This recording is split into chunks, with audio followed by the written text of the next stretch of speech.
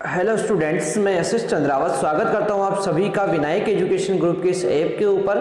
प्यारे विद्यार्थी, आपके सामने फिर से लेकर हाजिर हो चुका हूं 12th क्लास केमिस्ट्री। और 12th क्लास केमिस्ट्री के अंदर अपन चर्चा कर रहे हैं लेसन 1 ठोस अवस्था के बारे में, सॉलिड स्टेट के बारे में। मैंने आप लोगों को पिछले वीडियो के अंदर विभिन्न ठोस पदार्थों के प्रकार बता दिए हैं, उनका वर्गीकरण बता दिया है और 4 प्रकार के ठोस पदार्थ अपन ने पढ़े हैं अवयवी कणों के मध्य आकर्षण के आधार पर, बल के आधार पर, और वो है आणविक ठोस, आयनिक ठोस, धात्विक ठोस और सहसंयोजक ठोस।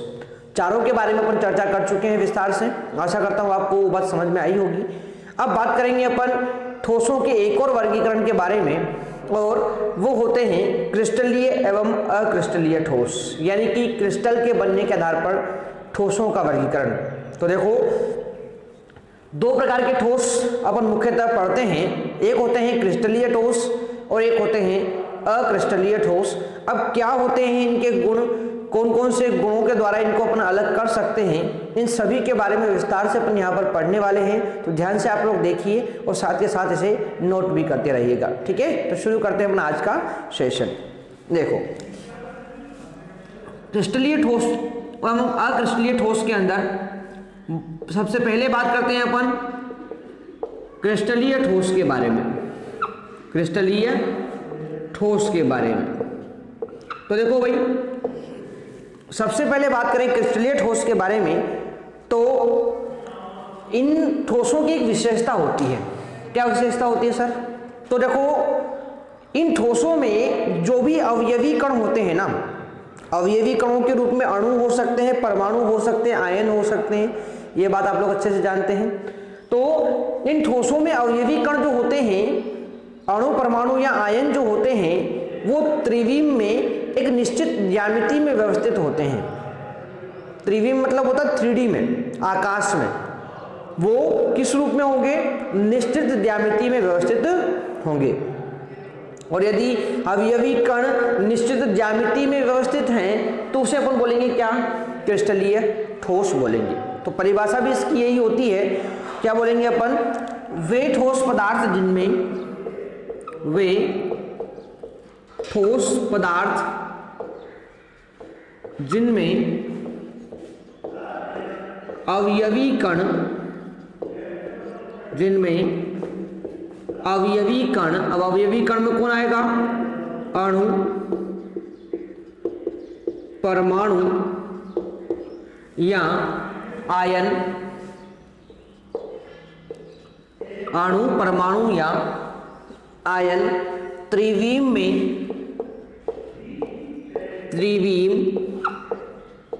में एक निश्चित ज्यामिति में, एक निश्चित ज्यामिति व्यवस्था, निश्चित ज्यामिति व्यवस्था, एक निश्चित ज्यामिति व्यवस्था में होते हैं, व्यवस्था में होते हैं क्रिस्टलीय ठोस कहलाते हैं। क्रिस्टलीय ठोस कहलाते हैं,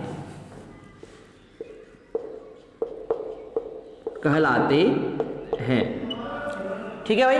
तो वे ठोस पदार्थ जिनमें अवयवी कण, अणु, परमाणु या आयन, अवयवी कण, अणु, परमाणु या आयन त्रिविम में एक निश्चित ज्यामिति व्यवस्था में होंगे, उन्हें अपन बोलेंगे क्या? क्रिस्टलीय ठोस कहेंगे। यानी यहाँ पर ज्यामिति हमेशा क्या होगी? निश्चित होगी, तो उन्हें ही बोला जाएगा क्रिस्टलीय ठोस। आगे बात करें इनके बारे में, तो देखो इनके गुणों के बारे में बात करें तो एक वर्ड में आपको यहाँ पर समझाना चाह रहा हूँ। देखो, इनमें दीर्घ परासी व्यवस्था पाई जाती है, इनमें दीर्घ परासी व्यवस्था पाई जाती है। अब बात आती है कि सर ये दीर्घ परासी व्यवस्था क्या होती है ना? दीर्घ परासी व्यवस्था क्या होती है? तो देखो मैं आपको बता दूं यहाँ पर है ना। ये चित्र आपको बनाना नहीं है, बस आप लोग इस चीज को समझने के लिए देख ले। दीर्घपरासी व्यवस्था का मतलब होता है, दीर्घपरासी व्यवस्था का मतलब होता है कि जो अवयवी कण होंगे ना वो निश्चित ज्यामिति में तो होंगे, अवयवी कण यहाँ पर निश्चित ज्यामिति में तो होंगे, परंतु ये जो निश्चित ज्यामिति होती है ना ये बहुत दूरी तक, ये बहुत दूरी तक आप लोगों को दिखाई देती है, बहुत दूरी तक आपको ये ज्यामिति यहाँ पर दिखाई देगी, है ना। अब कैसे दिखाई देगी भाई, तो देखो इधर किस प्रकार से दिखती है ये, इधर देखो। जैसे यदि मैं इन बिंदुओं को मिला दूं तो देखो आकृति कुछ इस प्रकार की बन रही है, इस तरह से षटकोणीय आकृति बन गई है। ये देखो एक षटकोण ये बन गया है, एक षटकोण अपना ये बन गया है, ठीक है। इस प्रकार से ये देखो आप निश्चित ज्यामिति है, षटकोणीय ज्यामिति, ठीक है। और फिर आगे भी इस प्रकार से बढ़ते चलेंगे ये, ठीक है ना, आगे भी इसी प्रकार से ये बढ़ते चलेंगे इस तरह से, ठीक है। तो देखो यहाँ पर ये जो ज्यामिति है ना, निश्चित ज्यामिति, जैसे षटकोणीय आकृति यहाँ पर बन रही है तो ये लंबी दूरियों तक षटकोणीय ही दिखाई देगी, दीर्घपरास तक। दीर्घपरासी व्यवस्था का मतलब होता है कि दीर्घपरास तक, यानी कि इधर भी और इधर भी, ऊपर और नीचे बहुत लंबी दूरियों तक ये निश्चित ज्यामिति यहाँ पर दिखाई देती है, और इसीलिए इसको बोलते हैं अपन दीर्घपरासी व्यवस्था। क्या बोला मैंने आप लोगों से कि क्रिस्टलीय ठोसों में ये जो निश्चित ज्यामिति आपको दिखाई दे रही है षटकोणीय, ठीक है, जरूरी नहीं है यहाँ पर षटकोणीय हो, और भी कोई निश्चित आकृति हो सकती है।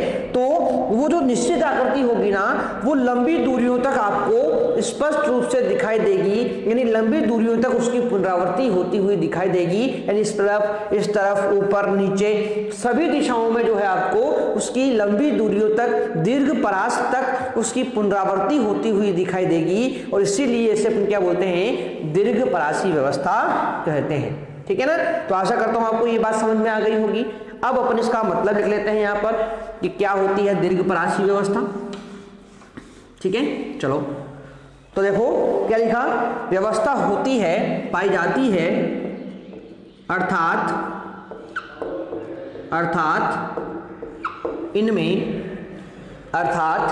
इनमें अवयवी कणों का नियमित पैटर्न, इनमें अवयवी कणों का नियमित पैटर्न, अवयवी कणों का नियमित पैटर्न लंबी दूरी तक दिखाई देता है। लंबी दूरी, अच्छा लंबी दूरी को आप लोग क्या बोल सकते हैं, दीर्घपरास, दीर्घपरास तक दिखाई देता है, लंबी दूरी तक दिखाई देता है। नियमित पैटर्न जो होगा ना वो लंबी दूरी तक यहां पर दिखाई देता है, जिसकी नियमित अंतराल में, जिसकी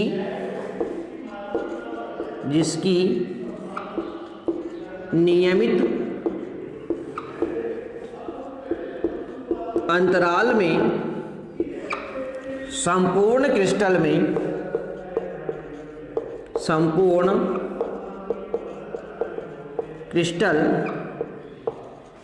में पुनरावृत्ति होती है। यानी कि ये जो नियमित पैटर्न है ना, ये नियमित पैटर्न आपको लंबी दूरी तक यानी दीर्घपरास तक दिखाई देगा। साथ ही इस नियमित पैटर्न की नियमित अंतराल में यहां पर अपन एक वर्ड लिख लेते हैं, नियमित अंतराल में संपूर्ण क्रिस्टल में पुनरावृत्ति होती है, यानी निश्चित अंतराल के बाद उसकी पुनरावृत्ति लगातार होती रहेगी। तो इस व्यवस्था को अपन क्या बोलते हैं, दीर्घपरासी व्यवस्था कहते हैं। आशा करता हूं आपको ये बात बिल्कुल समझ में आ गई होगी।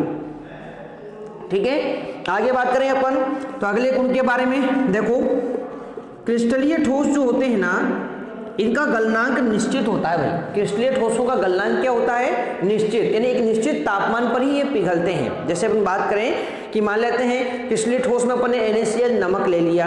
अब माना अपन ने नमक का जो गलनांक है वो लगभग ये मानो कि 1500 डिग्री सेल्सियस है या इससे ऊपर है, वैसे ऊपर ही होता है, पर मान लेते हैं 1500 डिग्री सेल्सियस है। तो इसका मतलब ये होता है कि इसका गलनांक निश्चित होने का मतलब है कि ये 1600 या 1500 डिग्री सेल्सियस पर ही पिघलेगा।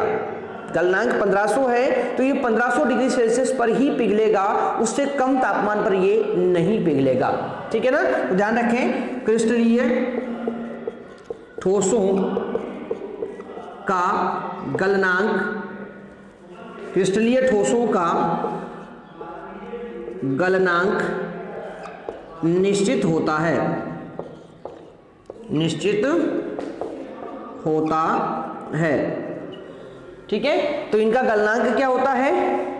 निश्चित होता है।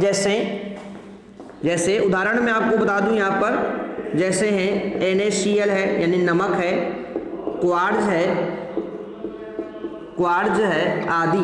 तो ये जो पदार्थ है ना, ये सब क्रिस्टलीय पदार्थ हैं और इन क्रिस्टलीय पदार्थों का जो गलनांक होता है वो हमेशा क्या होता है? निश्चित होता है। ये बात आपको पता होनी चाहिए।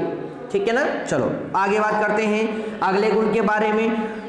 तो देखो क्रिस्टलीय ठोसों के अंदर एक और गुण देखने को मिलता है और वो गुण है विषम देशिकता। अब क्या होता है इसका मतलब, इस चीज को समझते हैं। देखो क्रिस्टलीय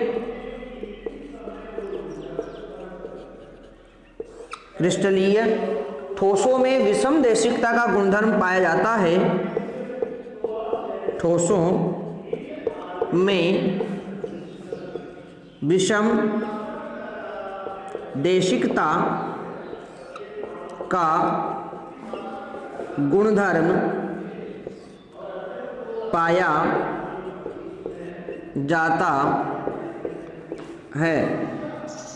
विषम देशिकता का गुणधर्म पाया जाता है, विषम देशिकता का गुणधर्म पाया जाता है। तब देखो इसका मतलब क्या होता है, पहले मैं मतलब आपको बता दूं, उसके बाद इसका अपन डायग्राम यहां पर बनाकर इसको समझेंगे। पाया जाता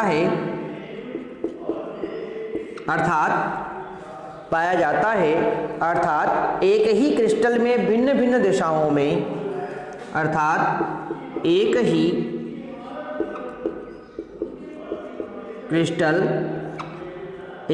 क्रिस्टल में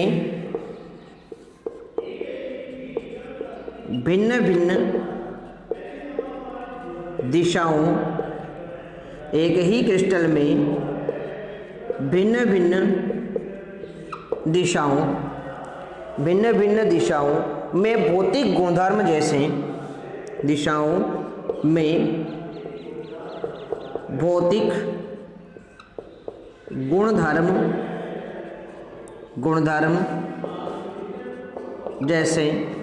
गुणधर्म जैसे अपवर्तनांक, विद्युत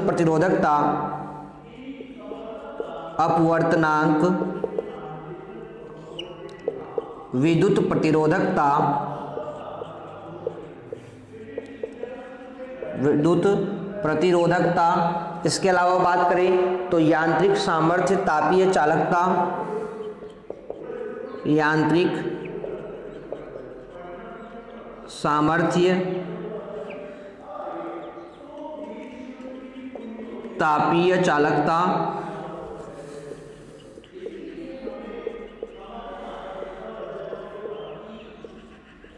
तापीय चालकता, आदि के मान भिन्न भिन्न प्राप्त होते हैं। आदि के मान भिन्न भिन्न प्राप्त होते हैं। आदि के मान भिन्न भिन्न प्राप्त होते हैं। अब देखो इसका मतलब क्या हुआ, इस चीज को देखो। इसमें क्या होता है, इसमें अपन जानते हैं कि निश्चित नियमित व्यवस्था है। देखो कैसे होती है निश्चित नियमित व्यवस्था। एक और नियमित व्यवस्था मैं बताता हूं आप लोगों को। देखो इस प्रकार से, इस तरह से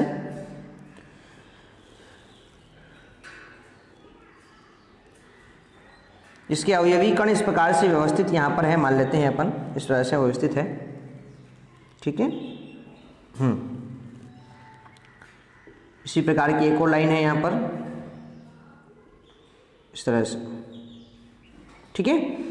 इनके बीच बीच में है ये वाले कण, देखो ये भी निश्चित नियमित व्यवस्था है।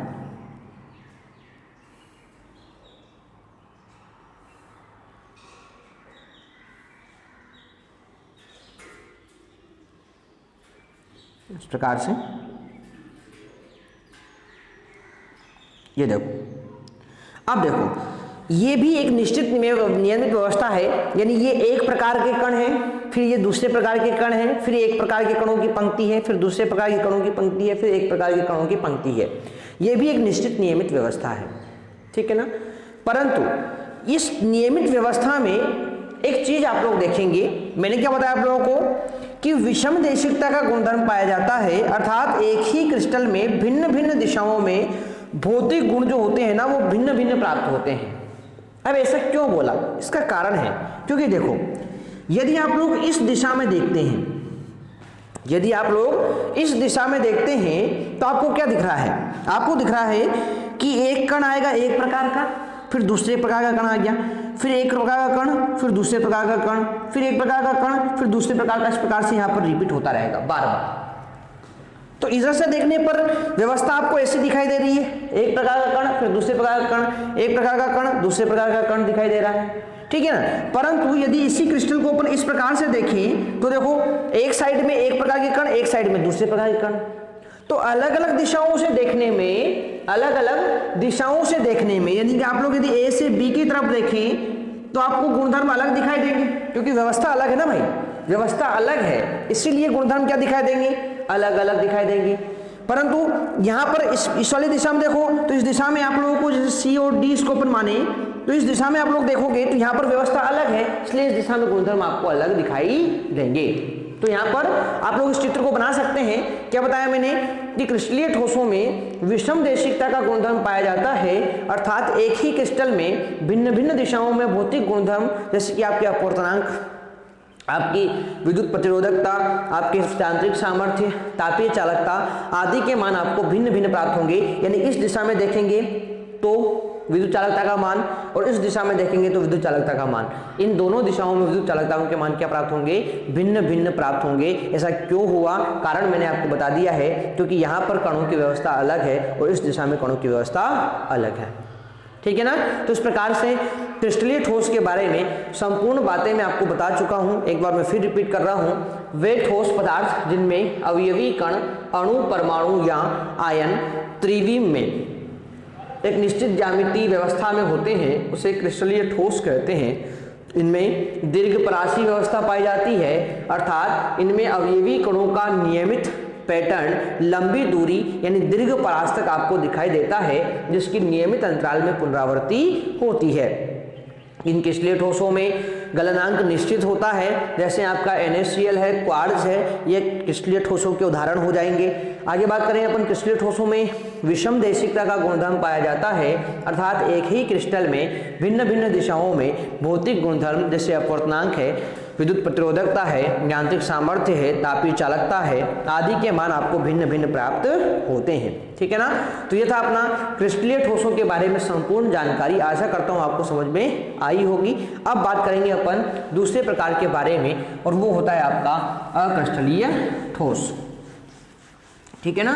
तो क्रिस्टलीय ठोसों के बाद अपन बात करेंगे अक्रिस्टलीय ठोसों के बारे में और इनको आप लोग ध्यान से यहाँ पर समझने का प्रयास करेंगे, ठीक है। चलो तो देखो भाई, वैसे तो आप लोगों को नाम से पता चल रहा है कि क्रिस्टलीय ठोस और अक्रिस्टलीय ठोस, यानी कि जो अक्रिस्टलीय ठोस होंगे ना वो क्रिस्टलीय ठोसों के विपरीत गुण रखेंगे, है ना।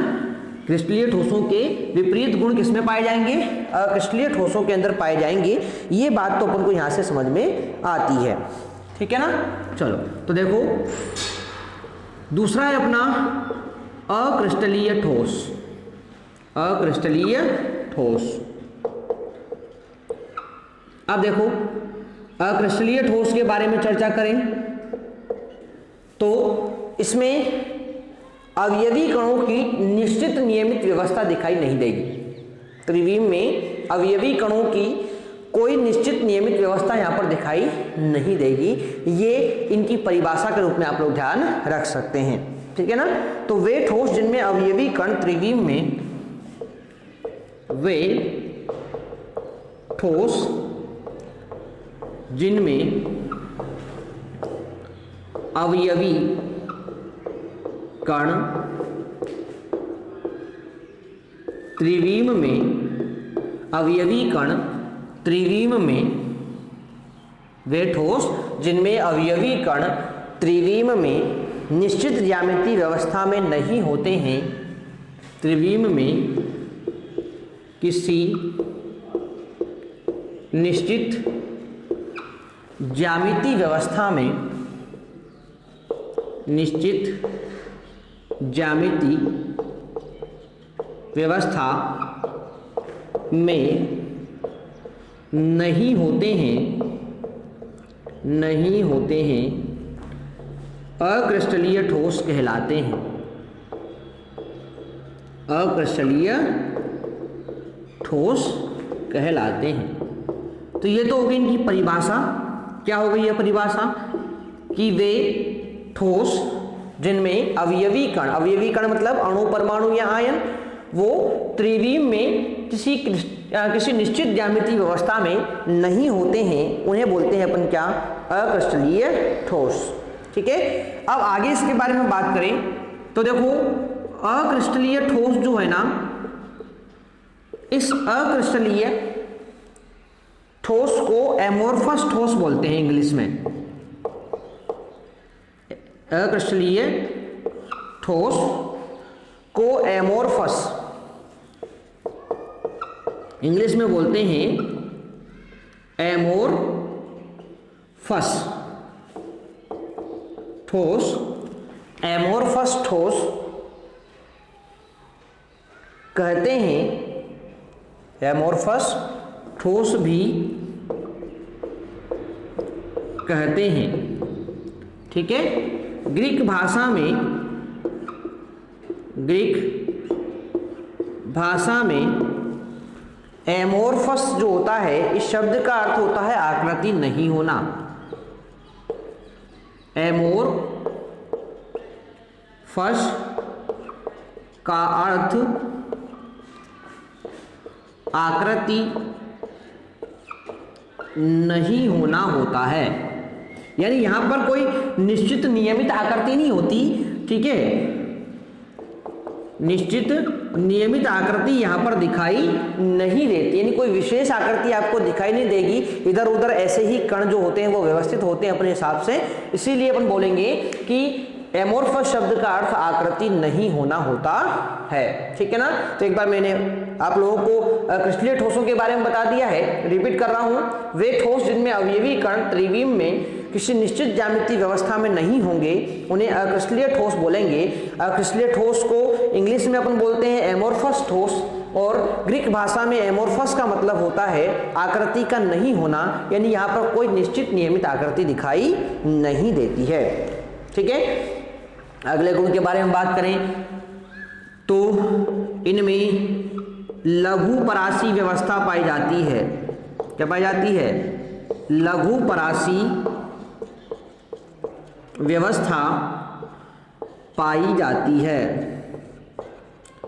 लघु परासी व्यवस्था पाई जाती है। अब देखो लघु परासी व्यवस्था का मतलब होता है, जैसे अपने दीर्घ परासी में क्या पढ़ा था कि लंबी दूरियों तक यानी दीर्घ परास तक नियमित व्यवस्था रिपीट होती है, पुनरावृत्ति उसकी होती है। परंतु यहाँ पर लघु परासी का मतलब क्या हुआ कि केवल कुछ दूरियों तक ही क्या होगा, पुनरावृत्ति पैटर्न दिखाई देगा। ठीक है। यानी कि लंबी दूरियों तक ये दिखाई नहीं देगा। ठीक है ना।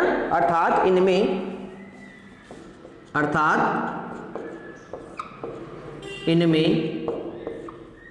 नियमित पुनरावृत्ति पैटर्न, नियमित पुनरावृत्ति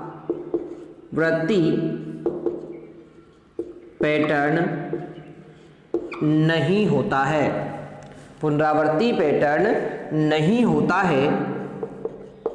नहीं होता है, केवल अल्प दूरी, केवल अल्प दूरी तक ही व्यवस्थित क्रम देखा जा सकता है, अल्प दूरी तक ही व्यवस्थित क्रम देखा जा सकता है, व्यवस्थित क्रम देखा जा सकता है। ठीक है भाई, तो केवल कुछ दूरी तक ही व्यवस्थित क्रम देखा जा सकता है, इसीलिए अपन क्या बोलते हैं, इसको लघु परासी व्यवस्था बोलते हैं। यानी कि यहाँ पर जो आपको नियमित पैटर्न होता है ना, वो वास्तव में दिखाई देता ही नहीं है, और मान लो दिखाई दे भी जाता है ना, तो केवल कुछ दूरी तक, यानी कि केवल लघु परास तक आपको नियमित पैटर्न देखने को मिलता है, इसीलिए इसको क्या बोलते हैं, लघु परासी व्यवस्था कहते हैं। ठीक है, आगे बात करें अगले गुण के बारे में, तो देखो अगला गुण होता है गलनांक। तो ध्यान रखें, इनका गलनांक निश्चित नहीं होता है। निश्चित नहीं होने का मतलब ये हुआ कि ये जो पदार्थ होते हैं ना, अक्रिस्टलीय ठोस, इनकी एक विशेषता होती है, जब आप लोग इनको गर्म करना शुरू करते हैं तो थोड़ा सा तापमान बढ़ते ही ये धीरे धीरे नरम होने लगते हैं, और नरम होने के बाद फिर गलनांक बिंदु पर पहुंचकर पिघल जाते हैं। ठीक है ना, यानी ये पहले नरम होते हैं, उसके बाद पिघलते हैं, तो इनका गलनांक जो होता है ना, वो निश्चित नहीं होता है, ये बात आप लोग ध्यान रखेंगे। तो अगले गुण के बारे में बात करें तो इनका गलनांक निश्चित नहीं होता है, इनका गलनांक निश्चित नहीं होता है, अर्थात जब इन्हें गर्म करते हैं, अर्थात जब इन्हें गर्म करते हैं तो यह धीरे धीरे नरम होने लगते हैं, तो यह धीरे धीरे नरम होने लगते हैं, नरम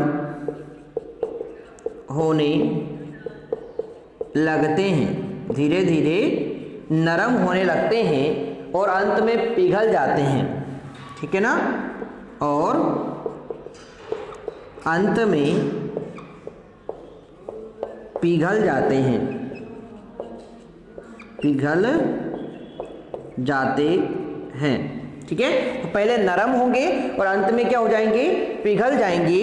जैसे अब उदाहरण मैं आपको बता दूं, तो देखो ध्यान से देखना, उदाहरण होता है क्वार्ट्ज कांच, क्वार्ट्ज कांच। ठीक है, इसके अलावा बात करें अपन यहाँ पर, तो प्लास्टिक है, टेफ्लॉन है, रबर है। ठीक है ना, तो रबर है, प्लास्टिक है,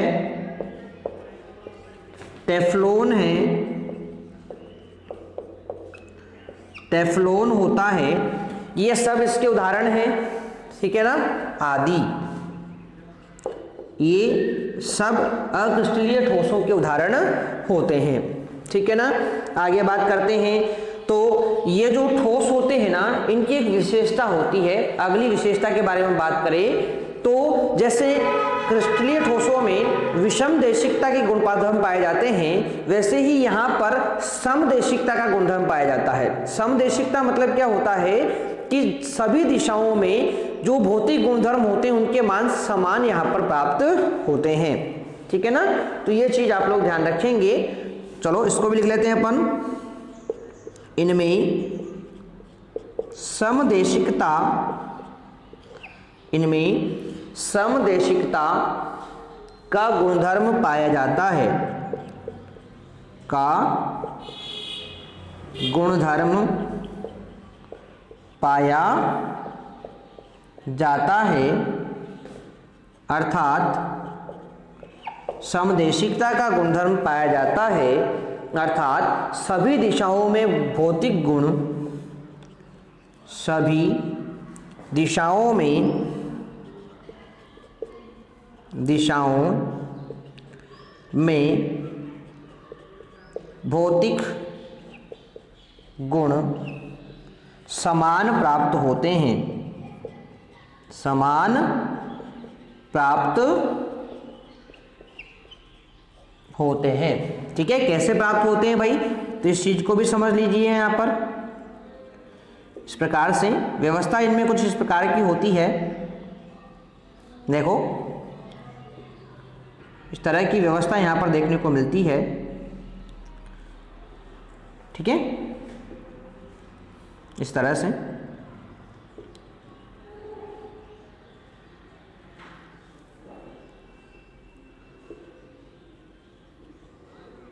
इस तरह की व्यवस्था होती है। अब देखो इस प्रकार की जो व्यवस्था होती है ना, इस व्यवस्था में आपको क्या दिखाई देता है, देखो इधर से देखोगे आप लोग यहाँ पर क्या देख रहे हैं कि यदि इनको अपन देखते हैं इधर से तो भी आपको देखो एक के बाद एक इस प्रकार से दिखाई देता है। आप लोग इनको इस तरफ इस तरह से देखते हैं तो भी आपको देखो एक के बाद एक इस प्रकार से दिखाई दे रहा है। तो इस प्रकार की व्यवस्था यहाँ पर सभी दिशाओं में समान व्यवस्था देखने को मिलती है और इसीलिए अपन क्या बोलते हैं, इनको बोलेंगे कि ये, वैसे इसको अपन बनाते नहीं है, थोड़ा सा मैं आप लोगों को यहाँ पर, चलो ये व्यवस्था जो होती है, अच्छा आप लोगों को यहाँ पर दिख रहा होगा ना कि ये व्यवस्था जो होती है क्रिस्टलीय जैसी दिख रही है ना, नियमित व्यवस्था। तो ये व्यवस्था यहाँ पर दिखाई नहीं देती है, थोड़ा सा मैं आप लोगों को चेंज कर देता हूँ यहाँ पर समझाने के लिए। इस प्रकार से यहाँ पर क्या होता है, अनियमित रूप से बिखरी हुई अवस्था में पाए जाते हैं कण। अनियमित रूप से क्या होते हैं, बिखरी हुई अवस्था में पाए जाते हैं यहाँ पर कण। इस प्रकार से थोड़े से बड़े बड़े बना लेते हैं ताकि दिख जाए अपन को ये इस प्रकार से। ठीक है, तो इस प्रकार से बिखरी हुई अवस्था में पाए जाते हैं। तो आप लोग कहीं से भी देखो इनमें समान गुणधर्म देखने को मिलता है, इसीलिए अपन बोलेंगे कि यहाँ पर समदेशिकता का गुणधर्म पाया जाता है। चित्र बनाने की कोई आवश्यकता नहीं है, मैंने आप लोगों को केवल यहाँ पर एक समझाने के लिए बताया है। ठीक है, तो ये चीज आप लोग ध्यान रखेंगे। ठीक है, तो समदेशिकता का गुणधर्म इनके अंदर पाया जाता है, ये चीज आपको समझ में आनी चाहिए। आ जाएगी बात समझ में। चलो, तो ये बात हो गई अपनी क्रिस्टलीय ठोस के बारे में बात। आशा करता हूँ आपको ये बात बिल्कुल समझ में आ गई होगी। तो यहाँ तक की चीजें आप लोग अच्छे से कंप्लीट करेंगे। इससे संबंधित और भी महत्वपूर्ण बातें हैं जिनको हम पढ़ेंगे नेक्स्ट वीडियो के अंदर। तो मिलते हैं अपन नेक्स्ट में, तब तक के लिए टेक केयर, बाय।